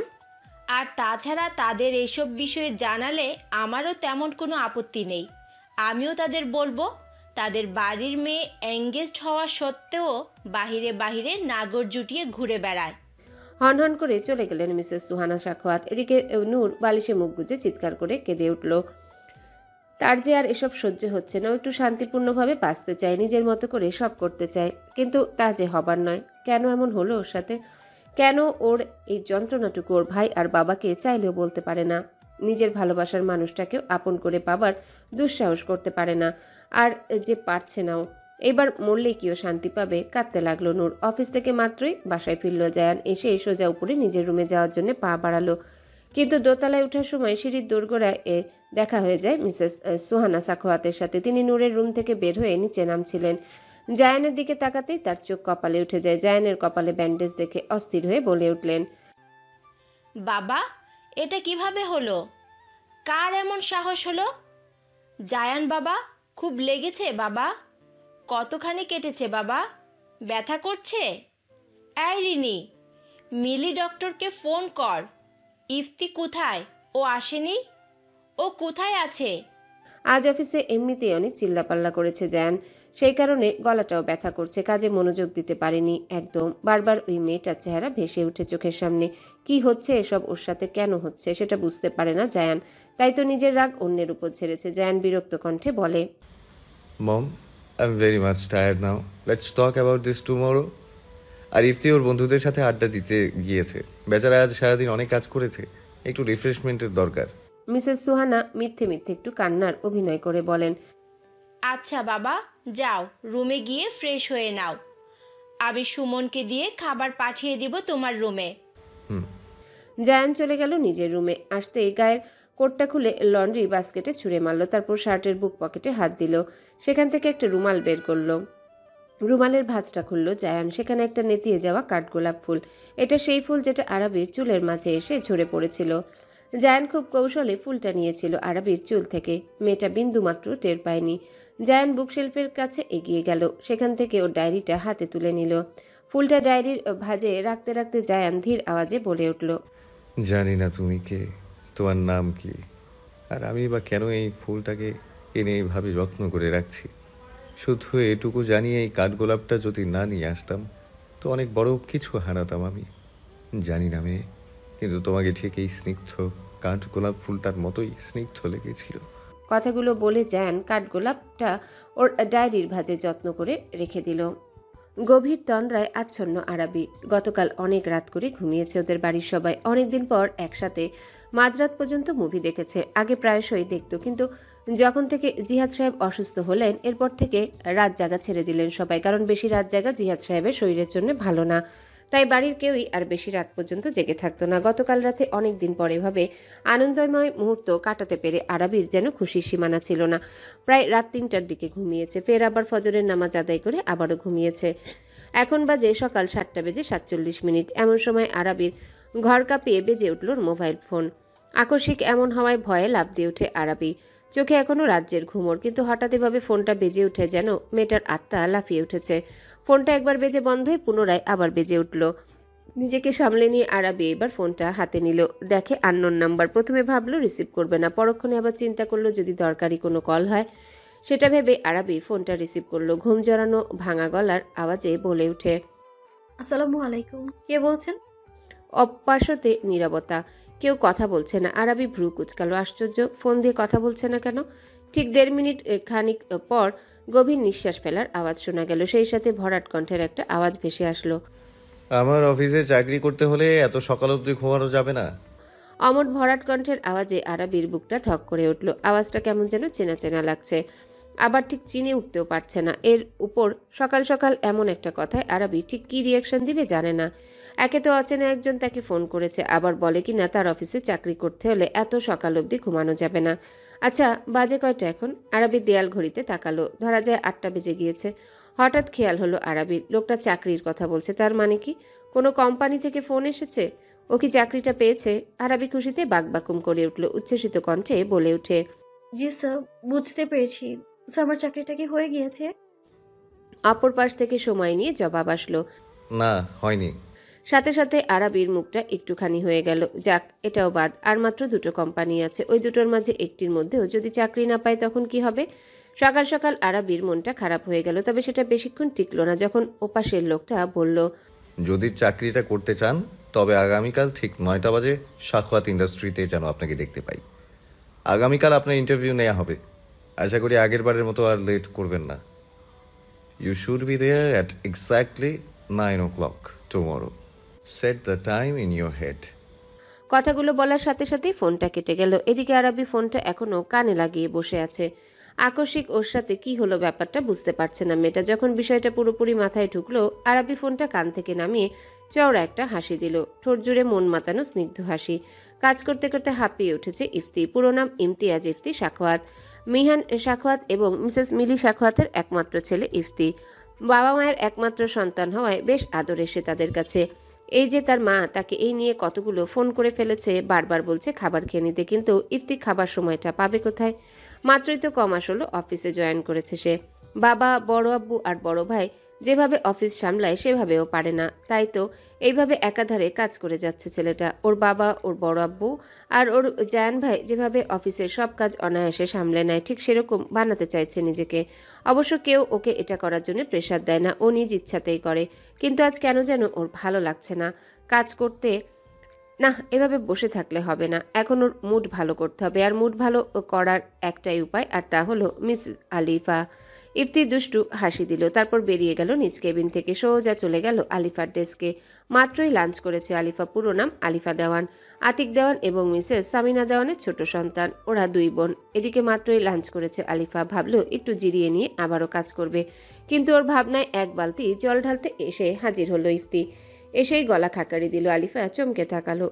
পরক্ষণে ইফতিকে দেখে নাক মুখ কুচকে ফেললো। এই বদমাইশ লোকটা আবার এসেছে ওকে জ্বালাতে। যবে থেকে বজ্জাত লোকটা অফিসে জয়েন করেছে তবে থেকে ওকে জ্বালিয়ে মারছে, একদণ্ড শান্তিতে থাকতে দেয় না। এদিকে ইফতি বেশ ভাবসাব নিল, বলে উঠল, মিস আলিফা, তুমি আমাকে দেখে এভাবে নাক মুখ কুচকালে কেন? বসকে দেখে কি কেউ এমন করে ব্যবহার করে? আলিফা নিজের মুখভঙ্গি ঠিকঠাক করলো অনেক কষ্টে, কিন্তু ভেতরে ভেতরে ইফতিকে গালিগালাজ করে ওকে ঝাঁঝরা করে দিচ্ছে। আলিফা ঠোঁটে জোরপূর্বক হাসি টেনে বলে, না স্যার, কি বলছেন? আমি কখন নাক মুখ কুচকালাম? তার মানে তুমি বলছো আমি মিথ্যে বলছি? না স্যার, তা কখন বললাম? ভুলে যেও না মেয়ে, আমি তোমার বস আর তুমি আমার পিএ। এখন যাও, সুন্দর করে আমার জন্য 1 কাপ কফি বানিয়ে নিয়ে এসো। আলিফা ধরাম করে উঠে দাঁড়ালো। কোথায় ভাবলো একটু বিশ্রাম নিবে, আর কোথায় এখন এই ছাগলটার জন্য কফি বানাতে যাবে। রেগে আলিফা ধুমধাম করে চলে গেল কফি বানানোর জন্য। সাথে ইফতি বকাঝকা করা কিন্তু 1 মিনিটের জন্য কমেনি। এদিকে আলিফা যেতেই ইফতি হাসতে লাগলো। হ্যাঁ, এখন অনেক ভালো লাগছে। মেয়েটাকে বিরক্ত করতে ওর ভালো লাগে। সে জানে আলিফা এতে অনেক রেগে যায়, আর ও চায়ও এটা যে আলিফা রাগুক, কারণ রাগলে যে মেয়েটাকে এত সুন্দর লাগে, আর ওই রাগত মুখশ্রী দেখতে ইফতির ভালো লাগে। যখন অফিসে প্রথম আসে ইফতি, তখন প্রথম দিনই লিফটে প্রবেশ করার সময় ধাক্কা খায় আলিফার সাথে। আলিফা তখন জানতো না যে ইফতি এই অফিসের মালিকের ভাইপো। ইফতি আর আলিফার মাঝে তুমুল ঝগড়া লেগে যায়, কেউ কারো থেকে কম না একদম। পরে বাধ্য হয়ে নিহান সাহেব নিজে এসে ওদের ঝগড়া থামায়। নিহান সাহেব ইফতিকে সরি বলতে বলেন, আর ইফতি তো নিজের বড় আব্বুর কথা ফেলতে পারে না, তাই আলিফাকে সরি বলে দেয়। কিন্তু আলিফা তো এদিকে শকড। ইফতি যে নিহান সাহেবের ভাইপো এটা জানার পর যেন বেচারি 440 ভোল্টের ঝটকা খেয়েছিল। ভেবেছিল আজ হয়তো চাকরি শেষ, কিন্তু না, তেমনটা হয়নি। কিন্তু আবার এর থেকেও কম বাজে হয়নি। ইফতি এর পরদিন ওর বড় আব্বুকে বলে আলিফাকে নিজের পিএ হিসেবে নিয়োগ দেয়, যাতে ওই দিনের ঝগড়ার প্রতিশোধ নিতে পারে। প্রথম বেজায় বিরক্ত করেছে আলিফাকে, জ্বালিয়েছে অনেক, কিন্তু এভাবে যেতে যেতে যে কবে ইফতির মনে আলিফার মনে অনুভূতির সৃষ্টি হয়ে যায় নিজেই বুঝতে পারে না ইফতি। আর যখন বুঝলো তখন আর কি করার, নিজের মনের উপর তো আর কারো জোর নেই, তাই না? সেই থেকে ইফতি আলিফার সাথে আঠার মতো লেগে থেকে আর ওকে বিরক্ত করে। আর মেয়েটা রেগে আলু হয়ে ওকে বকাঝকা করতেই থাকে। নিজ অফিস রুমের এদিক ওদিক পায়চারি করছে জায়ান। কি যে হলো ওর ও নিজেই বুঝতে পারছে না, নিজের উপরই বেজায় রাগ উঠছে। কাজে একদম মন লাগাতে পারছে না। গতকাল থেকে ওর মন মস্তিষ্কে শুধু ওই মেয়েটাই ভেসে বেড়াচ্ছে। একদণ্ড কাজ করে শান্তি পাচ্ছে না। কাজে গাফিলতি একদম পছন্দ করে না জায়ান। আর আজ সকালে মেয়েটার ওই ঘুম জড়ানো কণ্ঠস্বরটা যখন শুনল তখন যেন নিজের হৃদস্পন্দনটাই থেমে গিয়েছিল, শরীরের লোম দাঁড়িয়ে গিয়েছিল। কি যেন একটা প্রখর অনুভূতি একদম আষ্টে পৃষ্ঠে জড়িয়ে ধরে রেখেছে জায়ানকে। কেন এসব হচ্ছে এই প্রশ্নটার উত্তর কিছুতেই মিলাতে পারছে না ও। তাই তো নিজের এই অদ্ভুত কাণ্ডে রাগে সব ধ্বংস করে দিতে ইচ্ছে করছে। জায়ান ও টেবিলে রাখা ফুলদানিটা সজোরে ছুঁড়ে মারল, রেগে দাঁত খিচিয়ে বলে উঠল, This damn feeling is driving me crazy. Who are you, girl? Why are you wandering in my mind like this? I want the answer. I want it. না, এভাবে আর চলবে না। এখন ওর সব প্রশ্নের উত্তর শুধু একজনই দিতে পারবে, আর সেটা আর কেউ না, ওর বাবা নিহান সাখোয়াত ছাড়া। নিহান সাহেব গতকাল থেকেই বেশ লক্ষ্য করছেন ছেলে তার খুব অস্থির হয়ে থাকে, কি নিয়ে যেন শুধু চিন্তা করে। যে ছেলে তার কাজে গাফিলতি পছন্দ করে না সেই ছেলে গতকাল থেকে ঠিকঠাক কাজে মন বসাতে পারছে না। মিটিং রুমেও দু একবার অন্যমনস্ক হয়ে পড়েছিল। হঠাৎ কি হলো ছেলেটার? বাবা তো তিনি, তাই সন্তানের জন্য চিন্তা হয়। অফিস থেকে সবাই ফিরেছেন, ফ্রেশ হয়ে খাওয়া দাওয়া করে সবাই এখন নিজেদের রুমে বিশ্রাম নিচ্ছেন। এমন সময় নিহান সাহেব নিজ হাতে 2 কাপ কফি বানিয়ে নিলেন। তারপর পা বাড়ালেন ছাদের উদ্দেশ্যে, কারণ তিনি জানেন ছেলে তার দুশ্চিন্তায় থাকলে ছাদে একাকী সময় কাটাতে পছন্দ করে গভীর রাত পর্যন্ত। নিহান সাহেব ছাদে গিয়ে দেখেন তিনি যে আন্দাজ করেছেন তা কানায় কানায় সঠিক। জায়ান ছাদেই আছে, সাদা ট্রাউজার সাথে ধূসর রঙের টি শার্টে বেশ সুদর্শন লাগছে জায়ানকে। চাঁদের আলো ছেলেটার গায়ে এসে হুটোপুটি খাচ্ছে, এতে যেন জায়ানকে আরও আকর্ষণীয় লাগছে। মাঝে মাঝে নিহান সাহেবের ইচ্ছে করে জায়ানের দিকে একদৃষ্টিতে তাকিয়ে থাকতে। ছেলেটার তার অবিকল ওর মায়ের মতো হয়েছে, স্বভাব চরিত্র অনেকটা মায়ের মতো। নিজের ছেলের মাঝে স্ত্রীর প্রতিচ্ছবি খুঁজে পান তিনি। নিজের ভাবনায় মৃদু হাসলেন নিহান সাহেব। তারপর সোজা গিয়ে জায়ানের সামনে গিয়ে দাঁড়ালেন। নিহান সাহেব এসেছেন তা বোধ হয় টের পেয়েছে জায়ান, তাই তো ওনার দিকে না তাকিয়ে জায়ান বলে, এত রাত অবধি জেগে আছো কেন আব্বু? তুমি জেগে আছো কেন? পাল্টা প্রশ্ন করেন নিহান সাহেব। তারপর একটা কফির কাপ এগিয়ে দিল জায়ানের দিকে। জায়ান কফিটা হাতে নিয়ে এক চুমুক পান করলো। বাবার হাতে কফি বরাবরই খুব পছন্দ জায়ানের, এ যেন অমৃত মনে হয়। কফির কাপটা ছাদের রেলিংয়ে রেখে জায়ান গম্ভীর মুখে বলে ওঠে, আমি হঠাৎ করে কেমন যেন নিজেকে ঘুরিয়ে ফেলেছি আব্বু। নিজেকেই নিজে বুঝতে পারছি না। অদ্ভুত একটা অনুভূতি আমার মন মস্তিষ্ক জুড়ে বিচরণ করে বেড়াচ্ছে প্রতিনিয়ত। কিন্তু এটা কিসের অনুভূতি? কেন হচ্ছে আমার সাথে এসব? আমি বুঝতে পারছি না। গতকাল হঠাৎ একটা অনাকাঙ্ক্ষিত ঘটনা যে এভাবে আমাকে আমার পুরো সত্তাকে এলোমেলো করে দেবে আমি ভাবতেও পারিনি। নিহান সাহেব ছেলের এমন অগোছালো কথায় ভড়কে গেলেন। হঠাৎ কি হলো ছেলের? তার এতটা অস্থির আর চিন্তিত জায়ানকে তিনি কোনোদিনও দেখেননি। নিহান সাহেব চিন্তিত স্বরে বলে ওঠেন, কি হয়েছে? আমাকে সবটা পুরোপুরি ভাবে বিস্তারিত খুলে না বললে বুঝবো কিভাবে? জায়ান একটা দীর্ঘশ্বাস ফেলল। এখন ওর বাবাই একমাত্র উপায় যার কাছে ওই অজানা প্রশ্নগুলোর উত্তর খুঁজে পাবে। জায়ান ধীরে ধীরে গতকালকের ওই মেয়ের সাথে ঘটে যাওয়া অনাকাঙ্ক্ষিত ঘটনাটুকু খুলে বলল। এরপর থেকে ওর মন মস্তিষ্ক এই মেয়েটার আনাগোনা সেটাও বলল। সবটা শুনে নিহান সাহেব অবিশ্বাস্য চাহনিতে তাকিয়ে আছেন জায়ানের দিকে। ছেলের মুখে যে এমন কথা শুনতে হবে তার এটা কোনোদিনও ভাবেননি তিনি। চোখ বড় বড় করে জায়ানের পা থেকে মাথা পর্যন্ত পর্যবেক্ষণ করলেন তিনি। পরপর হঠাৎ করে উচ্চস্বরে হেসে উঠলেন। আকস্মিক বাবার এমন হাসিতে জায়ান চমকে উঠল, ভ্রু কুচকে তাকালো নিহান সাহেবের দিকে। আশ্চর্য, তিনি এভাবে হাসছেন কেন? জায়ান বিরক্ত হলো বেশ, বলে উঠল, what kind of behaviour is this আব্বু? আমি এদিকে চিন্তায় পাগল হয়ে যাচ্ছি and you are kidding me. Nihan সাহেব কিছুতেই নিজের হাসি থামাতে পারছেন না। এদিকে জায়ান তো নিজের বাবার এমন অহেতুক হাসিতে মহাবিরক্ত। ভ্রু কুচকে ফের বলল, থামবে তুমি? কি শুরু করলে? আমার রাগ লাগছে আব্বু। আমি তোমার কাছে সাজেশন চেয়েছি, উল্টো তুমি এভাবে পাগলের মতো হাসছো। নিহান সাহেব বুঝলেন ছেলে তার বেজায় খেপে যাচ্ছে, আর হাসা যাবে না, তাহলে রেগে না আবার তার সাথে কথা বলা বন্ধ করে দেয়। নিহান সাহেব অনেক কষ্টে নিজের হাসি থামালেন, নিজেকে সামলে নিয়ে মুচকি হেসে বলেন, ছেলে যে তার বাবার মতন একই পথে হাঁটবে তা আমার আগে বোঝা উচিত ছিল, কিন্তু আমি বুঝতে পারিনি। তবে পরিশেষে দেখা যায় আমরা একই ঘাটের মাঝি। জায়ান পূর্ণ দৃষ্টিতে বাবার দিকে তাকালেও তার কথাগুলো ঠিক আয়ত্ত করতে পারল না। ও জিজ্ঞাসা করল, মানে বুঝলাম না বাবা, আর এসব হেয়ালি পোনা না করে সরাসরিভাবে সবটা বুঝিয়ে বলো আমাকে। তুমি প্রেমে পড়েছ জায়ান। প্রথম দেখাতেই মেয়েটাকে নিজের অজান্তেই মনের মাঝে জায়গা দিয়ে ফেলেছ, যাকে ইংরেজিতে বলে লাভ এট ফার্স্ট সাইট। নিহান সাহেবের মুখে এমন অপ্রত্যাশিত একটা কথা শুনে চমকে উঠল জায়ান। অবিশ্বাস্য নজরে তাকালো বাবার দিকে, পরপর চেঁচিয়ে উঠল উচ্চস্বরে, What kind of nonsense are you talking about, Abbu? How is this possible? Are you in the right mind? আমার মাথা ঠিকই আছে, ঠিক নেই তোমারটা। কথাটা বলেই নিহান সাহেব রেলিংয়ের উপর দুহাত রাখলেন। ওই তো দেখা যাচ্ছে আকাশে জলজল করতে থাকা সবচেয়ে উজ্জ্বল তারাটা, এটাই তো তার প্রিয়তমা। নিহান সাহেব বিড়বিড় করলেন, সাথী, তুমি তো আমার থেকে বেশি দূরে না, তবু কেন তোমায় চাইলে একটুখানি ছুঁয়ে দেখতে পারি না আমি? তুমি কি দেখছো সাথী, আমাদের ছেলের মনেও যে বসন্তের ছোঁয়া লেগেছে, ভালোবাসার ফুল ফুটেছে ওর পাথরের হৃদয়ে, যেমনটা ঠিক হয়েছিল তোমার সাথে আমার প্রথম দেখার দিনে। নিহান সাহেব জায়ানের দিকে তাকালেন, হাসি হাসি মুখ করে বলে উঠলেন, তোমার মাকে প্রথম দেখেছিলাম আমাদের ভার্সিটির নবীনবরণ উৎসবের দিন। তোমার মামা সাহেবকে তো চেনই, সাহেব আমার বন্ধু ছিল। তোমার মা বেড়াতে এসেছিল ওদের বাড়ি। তোমার মা ভীষণ ঘরকুনে একটা মেয়ে ছিলেন, সহজে কোথাও যেতে চাইতেন না, তাকে জোর করে ঘুরতে নিয়ে যেতে হতো। ঠিক তেমনটাই হয়েছিল সেই দিন। বাড়িতে একা একা পড়ে থাকবে, তাই সাইফের মা আর সাহেব জোর জবরদস্তি করে ওকে আমাদের নবীনবরণ অনুষ্ঠানে নিয়ে এসেছিল। সাহেব যখন তোমার মাকে নিয়ে এসে আমাদের বন্ধু মহলের সাথে পরিচয় করিয়ে দিয়েছিল, ঠিক তখনই ওই এক দেখাতেই ভালোবেসে ফেলি আমি তোমার মাকে।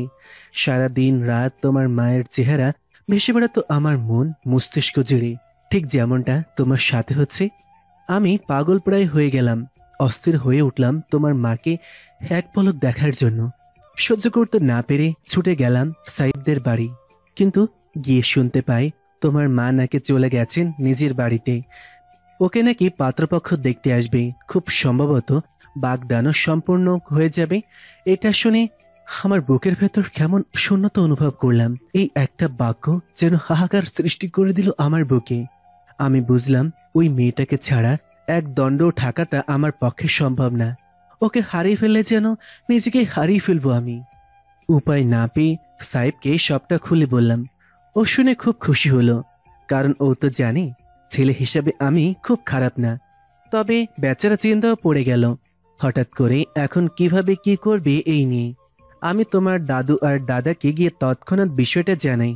ছেলের পছন্দই তাদের পছন্দ, তাই তো আমার একবার বলাতেই তারা আমার সাথেদের বাড়ি চলে গিয়েছিল বিয়ের সম্বন্ধ নিয়ে। আমাদের এত কাঠখড় পোড়াতে হয়নি। বাবা তখন ছিলেন নামকরা এমপি, তার এক কথাতেই তোমার নানা নানু মেয়ে দিতে রাজি হয়ে যায়। ব্যাস, এর পরের সপ্তাহেই তোমার মাকে নিজের বউ করে নিয়ে আসি। বিশ্বাস করো, নিজের ভালোবাসার মানুষটাকে নিজের করে পাওয়ার মাঝে যেই সুখ নিহিত আছে তা জগতের আরো কোনো কিছুর মধ্যেই নেই। ওই যে সুখ অনেক মূল্যবান, প্রিয় মানুষের সান্নিধ্য ছাড়া তা অনুভব করা অসম্ভব। এক নাগারে কথাগুলো বলে থামলেন তিনি। তারপর জায়ানের কাছে এসে ওর কাঁধে হাত রেখে মোলায়েম স্বরে বলেন, বাবা ছেলের সম্পর্ক নাকি বন্ধুদের মতোই, তাই সেই হিসেবে একটা সাজেশন দিচ্ছি। নিজের অনুভূতিটাকে সাদরে গ্রহণ করো, হারিয়ে যেতে দিও না নিজের ভালোবাসাকে। কারণ যা একবার হারিয়ে যায় তা হাজার যুগে সাধনা করেও ফিরে পাওয়া যায় না। তাই সময় থাকতেই নিজের ভালোবাসার মানুষটাকে নিজের করে নাও। আমি তো তাকে যত্ন দিয়ে নিজের কাছে আঁকলে রাখতে পারিনি, তবে আমি চাই না আমার ছেলের সাথেও একই ঘটনা ঘটুক। সময় থাকতেই মেয়েটাকে নিজের ভালোবাসার কথা জানিয়ে দাও, যত্ন সহকারে আগলে রাখো নিজের কাছে। একবার চোখ বন্ধ করে মন থেকে ভেবে দেখো, হৃদয়ের অসীম মাঝে কোনো ব্যক্তিকে সুন্দরভাবে খুঁজে পাওয়ার নামই ভালোবাসা। আর হ্যাঁ, কেউ তোমার সাপোর্টে থাকুক বা না থাকুক, আমি তোমার বাবা সর্বদাই তোমার পাশে আছি। এখন রুমে যাও, আমিও যাচ্ছি, অনেক রাত হয়েছে, কাল অফিসে জরুরি মিটিং আছে, আসি তবে। নিহান সাহেব চলে গেলেন। এদিকে জায়ান স্তব্ধ হয়ে দাঁড়িয়ে আছে। তবে কি ও সত্যি ওই মেয়েটাকে ভালোবেসে ফেলেছে? এক দেখাতে কি কাউকে ভালোবাসা যায়? হ্যাঁ, যায় তো। এই যে এই মাত্রই তো ওর বাবা নিজের ভালোবাসার কথাগুলো বলে গেল। সবার মতে ওর মতো গম্ভীর রকচাটা মানুষটাও প্রেমে পড়ল, তাও এমন বাজেভাবে পড়ল যে এখন আর সেখান থেকে উঠে আসার জো নেই। জায়ান চোখ বন্ধ করলো। ভেসে উঠল আরবি স্নিগ্ধ কোমল মুখশ্রী, এলোমেলো চুল, মাথায় কাঠগোলাপ ফুলের তৈরি ক্রাউন, হাতে এক মুঠো কাঠগোলাপ, যার দিকে তাকিয়ে আছে ওই মায়াবী চোখের চাহনিতে। ঠোঁট জুড়ে তার প্রশান্তিময়ী হাসি। আজ তো এক মায়ার রাজ্য যেন মেয়েটা। অমন মেয়েকে কি কেউ হাতছাড়া করতে চায়? কে করবে? জায়ান? কোনোদিনও না। আবার মেয়েটাকে ভালোবেসে সে, হ্যাঁ ভালোবাসে সে ওই মেয়েটাকে। বাবা আজ ওকে না বুঝালে ও এত সহজে এই অনুভূতিগুলোকে বুঝতে পারতো না বোধহয় কোনোদিনও। জায়ান বিড়বিড় করলো, থ্যাঙ্কস আব্বু। তুমি জানো না তুমি আমাকে ঠিক কি দিয়ে দিলে আজ। You are the best father in the world. I love you আব্বু। পরপর বাঁকা হাসলো জায়ান, বিড়বিড় করলো, মিস আরবি মেধা, আমাকে প্রেম নদে এভাবে ভাসিয়ে দিলে। কিন্তু আমি তো একা ভাসবো না, প্রেম নদে তোমায় সাথে নিয়ে ভেসে বেড়াবো। Get ready for that. আজ বেশ সকাল সকাল ঘুম থেকে উঠেছে আরবি। তাড়াহুড়ো করছে বেশ। মেয়ের এমন তাড়াহুড়ো দেখে লিপি বেগম বলে উঠলেন, এত হুড়োহুড়ি করিস না তো আরও। সেদিন না হয় জ্যাম লেগেছিল আর বৃষ্টি ছিল, আজ কিছু হবে না। তুই একটু ধীরে সুস্থে নাস্তাটা করে নে তো। আরবি দৌড়ে এলো ডাইনিং রুমে, এসেই ডাইনিং টেবিলে বসলো। এরপর দুটো পরোটা খেলো দুধ চা দিয়ে, তাও আবার ইচ্ছে মতো চিনি দেওয়া। ওর খাওয়ার মাঝে ফাহিম আসলো। আজ ফাহিমই নিয়ে যাবে বোনকে। আরবিকে খেতে দেখেই নাক মুখ কুচকালো, বলল, তোর এই খাওয়া দেখলে আমার মেজাজ খারাপ হয়ে যায়। এমনিতেই খায় দুধ চা, তাও আবার এত এত চিনি দিয়ে। সকাল সকাল এসব খাওয়া কি শরীরের জন্য ভালো? আরবি ভেঙচি কাটলো ফাহিমকে, তারপর বলল, তুমি তোমার ওই ঘাস পাতা আর কি যেন ওইগুলো খাও তুমি, আমি এইগুলোই খাবো। এসব খেয়ে কি কোনো লাভ হয়? নিজের শরীরের দিকে একবার তাকা, মনে তো বাতাসের সাথে উড়ে যাবে। আরবি আর কিছু বলল না, মুখ ফুলিয়ে রাখলো। ফাহিম নিজের নাস্তা খেয়ে উঠে দাঁড়ালো। জিহাদ সাহেব এখনো ওঠেননি। তার শরীরটা গতকাল রাতে একটু খারাপ হয়ে গিয়েছিল, তাই তিনি এখনো ঘুমোচ্ছেন। ফাহিমকে উঠতে দেখে আরবিও উঠে চলে গেল রুমে। তারপর ঝটপট একটা কালো রঙের সালোয়ার স্যুট পরে নিল। চুলগুলো সুন্দরভাবে আঁচড়ে বেনি করে নিল ঢিলে ঢালাভাবে। তারপর ওড়নাটা দিয়ে সুন্দরভাবে মাথায় কাপড় দিয়ে নিল। হালকা একটু সানস্ক্রিন ক্রিম দিয়ে নিল, চোখে কাজল দিল আর ঠোঁটে লিপ গ্লস দিয়ে নিল। এর মাঝে ফাহিমের ডাক এসে পড়ল। আরবি আয়নায় নিজেকে আরেকবার দেখে নিয়ে তারপর ছুটে চলে গেল। লিপি বেগমকে বলে তারপর জিহাদ সাহেবের কাছে গিয়ে ওনাকে একবার দেখে নিল। এরপর ঝটপট বাহিরে এসে ফাহিমের বাইকের পিছনে উঠে বসলো। মাঝপথে এসে জ্যামে আটকে পড়ল তারা। তবে ভাগ্য ভালো, সেদিনের মতো এত সময় ধরে জ্যাম ছিল না। আধা ঘন্টার মাঝে জ্যাম ছেড়ে দিল। তারপর খুব দ্রুতই ওরা কাঙ্ক্ষিত স্থানে এসে পৌঁছে গেল। আরবি বাইক থেকে নামতেই ফাহিম বলল, তুই বললে আমি আজ কোচিংয়ে যাব না, এখানেই থাকি। তোর ইন্টারভিউ শেষ হলে তোকে নিয়ে একেবারে যাব। ভাইয়া তুমি যাও তো, আমি ঠিক আছি। আর আমার ইন্টারভিউ শেষ হলে আমি তোমায় ফোন করে জানাবো, তখন না হয় তুমি এসে আমায় নিয়ে যেও।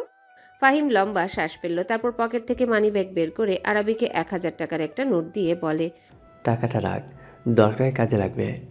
কিন্তু আমার কাছে টাকা আছে তো। বেশি কথা বলিস না তারও, দিয়েছি টাকাটা, চুপচাপ নেবে। আরবি টাকাটা হাতে নিল। তারপর ফাহিম আরবির মাথায় হাত বুলিয়ে দিয়ে বাইক স্টার্ট দিয়ে দিল। ঠিক তখনই একটা কালো রঙের গাড়ি এসে থামলো সেখানে। আরবি একবার তাকিয়ে চোখ সরিয়ে নিল। এদিকে ফাহিমও আরবিকে সাবধানে থাকতে বলে চলে গেল। আরবি ঠোঁটে হাসি ঝুলিয়ে ফাহিমকে বিদায় জানিয়ে দিল। এদিকে সেদিনের দারোয়ানটা এসে দাঁড়ালো আরবির সামনে। তারপর বলে, আপামনি একটু সরে দাঁড়ান, স্যার আইছেন, উনি ভেতরে যাইব। আরবি বিনা বাক্যে সরে দাঁড়ালো। দারোয়ান গিয়ে গেট খুলে দিতে গাড়িটি ভেতরে প্রবেশ করলো। এরপর সেই গাড়ি থেকে বের হলো মিস্টার সাফওয়ান জায়ান সাখওয়াত। সে গাড়ি থেকে বের হতে তীক্ষ্ণ চোখে তাকালো আরবির দিকে। এদিকে আরবি সেদিনের ওই লোকটাকে দেখে চোখ বড় বড় করে তাকিয়ে আছে, মুখটাও হা করে খোলা। এই দারোয়ান চাচা এই লোকটাকে কি স্যার বলে সম্বোধন করছিল? আর লোকটাই বা এমনভাবে তাকাচ্ছে কেন ওর দিকে, যেন ওকে খেয়ে ফেলবে, নাকি সেদিনের জন্য এখন ওর উপর রেগে আছে? এদিকে জায়ান আরবিকে পা থেকে মাথা পর্যন্ত দেখে নিয়ে অফিসের ভেতর চলে গেল। কিছুক্ষণ পর আরবি নিজেকে সামলে নিল। তারপর দারোয়ানের উদ্দেশ্যে ধীরে বলল, চাচা এই যে লোকটা ভেতরে গিয়েছেন তাকে কি আপনি স্যার বলে সম্বোধন করেছিলেন? দারোয়ান চাচা আরবির কথা শুনে তার পান খেয়ে লাল হয়ে যাওয়া ঠোঁট নাড়িয়ে বললেন, আরে হ আপামনি, ইনি তো এই কোম্পানির মালিক নিহান, সাখাওয়াতের একমাত্র ছেলে সাফওয়ান জায়ান সাখাওয়াত। এটা শুনে যেন আরাবির আসমান থেকে পড়ল। আগের বারের চেয়ে চোখ জোড়া দ্বিগুণ বড় করে ফেললো। বিড়বিড় করে বলে উঠল, হায় সর্বনাশ, দুনিয়াতে আর কেউ ছিল না এই লোকটার সাথে সেদিনের ওই ঘটনাটা ঘটতে হলো। এখন কি হবে রে তোর? এই লোকটা তোকে কোনোদিনও চাকরি দিবে না। মুহূর্তেই আরাবির মুখটা কাদো কাদো হয়ে গেল। ঠোঁট উল্টে আবারও অফিসের দিকে তাকালো। তারপর ভাবলো যা হবার হবে, পরে দেখা যাবে, এখন ভেতরে যাওয়া যাক। আরাবি ভিতরে যেতেই দেখলো সেখানে ম্যানেজার আগেই দাঁড়িয়ে আছে। আরাবি যেতেই তিনি বলেন, ম্যাম আপনি আমার সাথে আসুন। আরাবি বেশ অবাক হলো হঠাৎ ম্যানেজারের এত নমনীয় কথাবার্তা শুনে। তারপরেও কিছু বলল না, চুপচাপ ম্যানেজারের সাথে চলল। এদিকে একটা রুমের সামনে এসে দুবার দরজায় টোকা দিল। বলল, স্যার ম্যামকে নিয়ে এসেছি। Let her in. ম্যানেজার এবার সরে দাঁড়ালো, বলল, ম্যাম আপনি ভেতরে যান। ম্যানেজার চলে গেলেন। এদিকে আরাবি প্রচন্ড নার্ভাস। এর আগেও তো 3টা কোম্পানিতে ইন্টারভিউ দিয়েছে, ওগুলোর সময় তো এমন লাগেনি, তাহলে এখন কেন এমন লাগছে? আরাবি জোরে জোরে দুবার শ্বাস নিল, তারপর আল্লাহর নাম নিয়ে দরজায় টোকা দিয়ে বলল, আম কামিং। এরপর আরাবি রুমটায় প্রবেশ করলো। ভেতরে আসতেই সবার আগেই আরাবি দৃষ্টি চলে যায় জায়ানের দিকে। এদিকে জায়ান চেয়ারে হেলান দিয়ে ওর দিকেই তাকিয়ে আছে। আরাবি চোখ সরিয়ে নিল। লোকটার চোখ জোড়া অদ্ভুত। ওই চোখের দিকে তাকালে আরাবি শরীর শিরশির করে ওঠে। আরাবি জায়ানের দিক থেকে চোখ সরিয়ে খেয়াল করলো ওখানে আরেকজন ছেলেও আছে। আরাবি খুব নম্রভাবে বলে উঠল, আসসালামু আলাইকুম স্যার। আরাবি সালাম দিতে জায়ান আর ইফতি সালামের জবাব দিল। জায়ান গম্ভীর কণ্ঠে বলে, হ্যাভ এ সিট। আরাবি ধীরে সুস্থে বসলো। প্রচন্ড অস্থিরতায় আরাবি ওড়না আঙ্গুলে পেঁচাতে লাগলো। বিষয়টা খেয়াল করেছে জায়ান। অবশ্য চোখ জোড়া তো 1 সেকেন্ডের জন্য সরেনি আরাবির উপর থেকে। জায়ান শান্ত কণ্ঠে বলল, There is nothing to be so nervous. We will just ask you a few simple questions. You will give us the correct answer. I'm fine sir.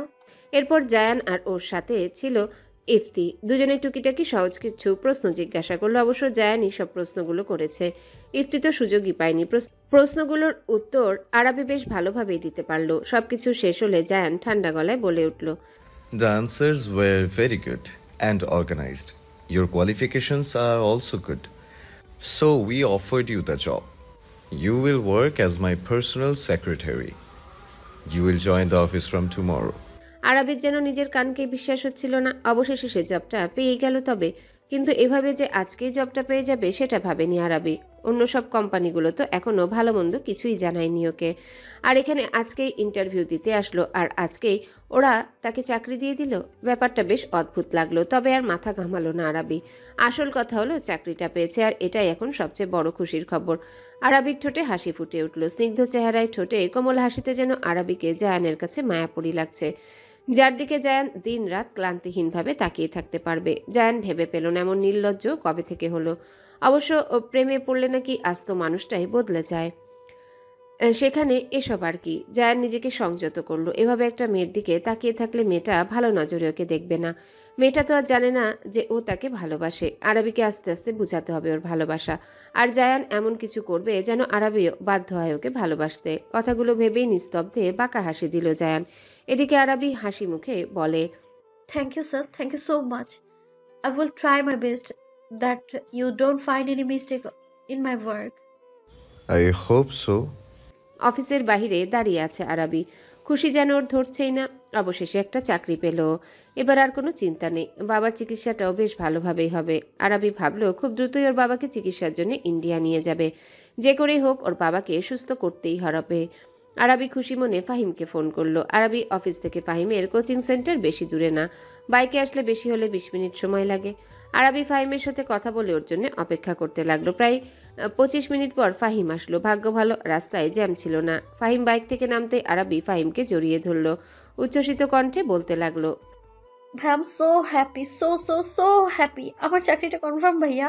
Fahim দুহাতে বোনকে জড়িয়ে ধরলো। আরাবির চুলের ভাঁজে চুমু খেয়ে বলে, আমি অনেক খুশি আরো, কংগ্রেচুলেশন। Thank you. আরো চল, এই খুশিতে তোকে ট্রিট দিই আমি। আরাবি ফাহিমকে ছেড়ে দাঁড়ালো, বলল, কিন্তু ট্রিট তো দেওয়ার কথা আমার, তুমি কেন দেবে? বেশি বড় হয়ে গিয়েছিস, আমাকে ট্রিট দিবে? আরাবি খিলখিল করে হেসে উঠল। ফাহিম নিজেও হাসলো। পরে বলল, চল যাওয়া যাক। ফাহিম বাইকে উঠে বসলো, আরাবিও বসলো। তারপর মুহূর্তের মধ্যেই চলে গেল। এদিকে নিজের কেবিনে দাঁড়িয়ে কাচের দেয়াল থেকে সবই দেখছিল জায়ান। চোয়াল জোড়া শক্ত হয়ে আছে, ওর কপালের রগগুলো ফুলে ফেপে উঠেছে। হাত জোড়া মুষ্টিবদ্ধ করে নিল জায়ান। রাগ মিশ্রিত কণ্ঠে বলল, আমি ছাড়া এইভাবে অন্য কোনো ছেলের সাথে হাসতে পারবে না তুমি মেয়ে। আর তোমার সাহস কিভাবে হলো ওই ছেলেটাকে জড়িয়ে ধরার? দাঁতে দাঁত চিপে জায়ান নিজের রাগ নিয়ন্ত্রণ করার চেষ্টা করলো। না, এভাবে রাগলে হবে না, তাকে শান্ত হতে হবে। জায়ান চোখ বন্ধ করে নিল। আরাবির হাস্যোজ্জ্বল স্নিগ্ধ মুখশ্রী ভেসে উঠল। পরপর জায়ান চোখ খুলে শান্ত স্বরে বলল, আমি এত ওভার থিঙ্কিং মাইন্ডের কবে থেকে হলাম?